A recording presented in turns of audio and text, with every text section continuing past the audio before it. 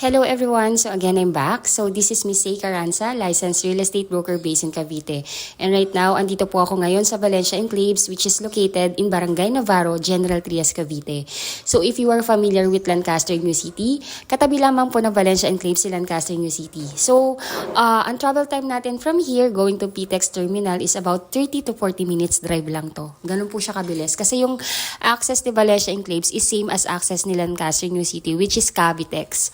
Ayun po, so I'm just going to make a short vlog regarding po dito sa mga regarding dito sa open na unit namin dito sa Valencia Enclaves na si Twin Homes. Kasi ayun po, there are a lot of clients po namin ngayon na naghahanap ng ready for occupancy dito sa Valencia. However, yun nga po, for the past few months, actually wala na pong nare-reopen. And as you can see po, community na po kasi itong Valencia. So, may ilan-ilan na nare-reopen. Pero yun nga po, paisa-isa lang at first come, first reserve po dito.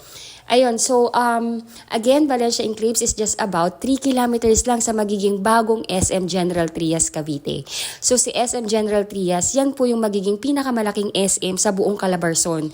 So what does it mean? Ibig sabihin po nun, mas magiging mataas ang appraisal ng property dito and location-wise, dito po ilalagay lahat ng mga infrastructure like Cavitex, Calax, Civitex, andito po around the corner lang ng General Trias. Kaya napakarami po naming kliyente na gustong-gusto talagang kumuha ng property dito sa General Trias. However, yun nga po, ilan subdivision na lamang po yung nag-o-offer ng mga affordable na housing dito. Right now po, ang Twin Homes namin dito is only 3.6 million. Kung ang 3.6 million sa ibang developer or ibang subdivision is just a bare townhouse, dito po, ang 3.6 million mo, complete finish, merong malaking lote. 55 square meter ang floor area and 80 square meter ang lot area. May 2-car garage. Pag tinurn over po sa inyo to, naka-tiles na yung ground floor. Then yung second floor, naka-wood tiles na po yan.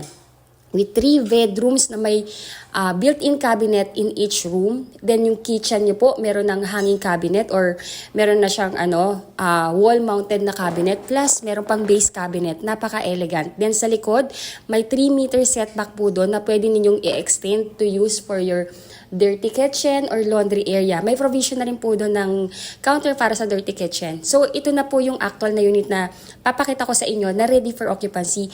Again, ang ganda ng presentation po ng unit na to. This is sunrise plus perimeter. So, ibig sabihin yung likod mo walang katalikuran. Sa likod mo is open space. So, ventilation-wise, napakaganda po kasi kumbaga po, wala nang bahay sa likodan mo eh. Open space yon. Kumbaga lupa yung nasa likod. So, ventilation, ang ganda, tagusan. Meron sa harapan, meron sa likod. Kaya kahit mag-extend kayo, hindi kulong yung likod. Kumbaga, kasi nga wala na pong bahay sa likod. So, pwede ka rin magbintana doon.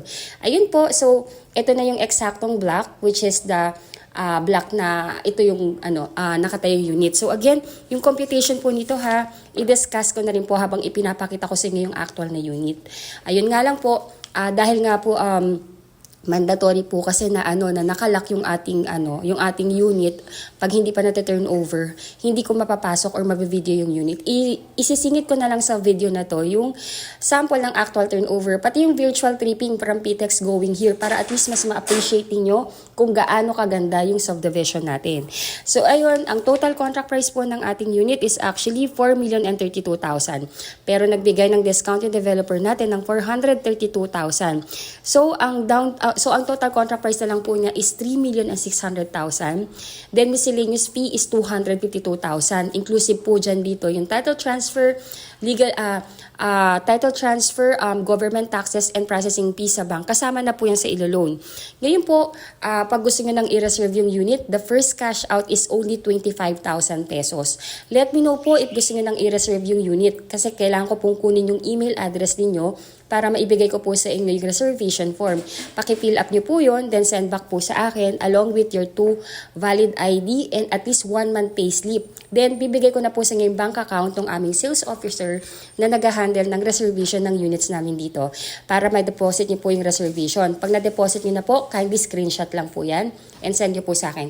So, as you can see po, ganyan po kalaki yung lote nga. So, 80 square meter to. Nag-try na po kami mag-park dito ng Innova tsaka Wigo and yes, kasyang-kasya po. Sa frontage po nito, may 5 meters po yan from the easement going sa may wall, papunta sa door. Then, ayan po, ganito po, kaganda yung presentation niya. As in, bagong tayo lang siya. Ayan po, so let's proceed with the computation. Again, the first cash out is reservation fee na 25,000 pesos.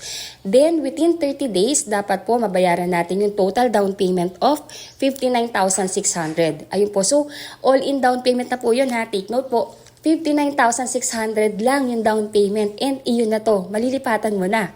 Ayun po, so after ninyong mabayaran yung down payment, stop payment po muna kayo and iintayin na lamang po yung approval ng bank financing. Usually, lumalabas yung approval within the period of 2 to 3 months.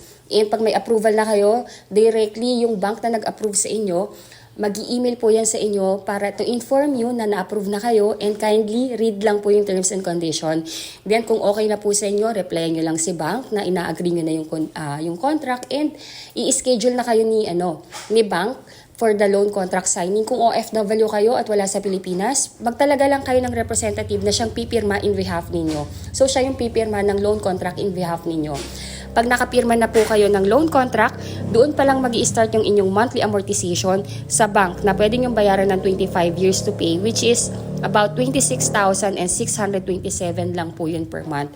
Kung ayaw nyo ng 25 years, meron din tayong 20 years, may 15 years, may 10 years, and may 5 years to pay. Ngayon po, pag approve na po kayo, si developer natin, hihingin na yung loan contract kay bank. Then, pag na-receive na ni developer yung ating loan contract, hihingi naman si developer natin ng 30 to 45 days para sa schedule ng inyong unit inspection and acceptance. Kasi kailangan po nilang i-retouch to. Kung may kailangan silang i-repaint or palitan, gagawin po muna nila yon bago po yun i-turn over sa inyo. So, ayun po. Ngayon po, pag approve na rin po kayo, meron po tayong tinatawag na move-in fee which is 19,000 po. Inclusive po doon yung utilities application like yung Meralco and water. At least hindi na po kayo yung mag-a-apply noon or yung inyong magiging representative. Kumbaga yung admin na po natin yung gagawa lahat noon. Ayun po, so easy as 1, 2, 3 lang naman po yung pagkuha ng property sa atin. So first po, mag-ano po kayo, mag-inquire po kayo, i-message nyo po ako. Second po, mag-fill up lang tayo ng reservation form. Then, pwede na kayo mag-deposit ng inyong reservation fee. Then, complete the requirements. Yung requirements po, ilalagay ko dito sa text description para po mabasa po ninyo. Basta sa OFW po, ang pinakakailangan lang, magtalaga lang kayo ng representative na siyang kakatawan sa inyo sa tripping at pipirma ng mga documents in behalf ninyo. Then, kailangan lang namin yung inyong job contract, latest 3 months payslip. Ayun po, then SPA, yung SPA form naman po, pwede po nating, pwede ko pong i-email yan sa inyo para ma-fill upan nyo and mapakonsularize ninyo sa Philippine Embassy natin kung saan bansa kayo ngayon. Or kung let me know po kung medyo may difficulty kayo sa pagpapakonsularize. Tingnan natin kung anong pwede nating solusyon na gawin dito sa Pilipinas. Let us know lang po, baka matulungan namin kayo. Ayun po, again, I'm Miss Say Carranza, licensed real estate broker based in Cavite. And I have my best agent na sumasagot din po ng inyong inquiry. And ayun po, first reserve basis po tayo dito. So we can do the online reservation para makuha na natin yung unit na to. Ayun po, thank you so much for watching and bless you all po. Bye po!